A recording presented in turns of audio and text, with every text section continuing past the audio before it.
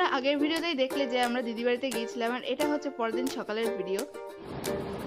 এই যে সকালবেলা ভোরবেলা 4টার সময় যদি ঘুমোতে গিয়ে 4টার সময় উঠে ঘুমাইনি 5টা বল। আরে আমি বলছি তো 4টার সময় ঘুমোতে গিয়ে 4টার সময় উঠে আবার এত কিছু রান্না করলি, মানে আমরা আপলো তো তো সকালের পর কিন্তু আর তেমন কোনো ভিডিও করা হয়নি, কারণ আগের দিন সারা রাত জেগেছিলাম আমরা, তো ভীষণ টায়ার্ড লাগছিল।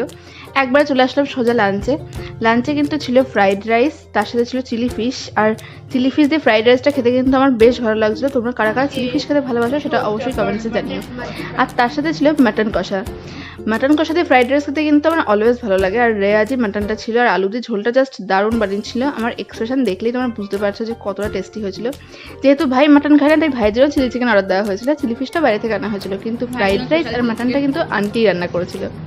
আর খাওয়া দাওয়ার পরে সন্ধ্যার পরে কিন্তু আমরা আবার গিয়েছিলাম পূজাদির বাড়িতে। পূজাদি হচ্ছে দিদির ননদ, তোমরা তো আগেই শুনছো।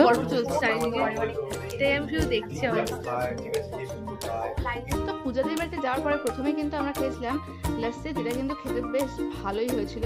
আর তারপরে খেয়েছিলাম আমরা পিৎজা, যেটা পূজাদি অর্ডার দিয়েছিল। এত বড় পিৎজা আমরা এতজনে মিলেও শেষ করে উঠতে পারছিলাম না। আর এইদিকে দিদি এমনভাবে পিৎজাটা খাচ্ছিল, মনে হচ্ছিল প্রথমবার পিৎজা খেলো। তো যাই হোক, তারপর আমরা বাড়ি ফিরে আসার লুডো যেহেতু সাথে করে নিয়ে গেছিলাম, তাই লুডোটা যাতে নিয়ে আসার সার্থক হয়, তাই রাত্রিবেলা আমরা লুডোও খেলেছি। তো এই তো দিদির বাড়ির ভিডিও।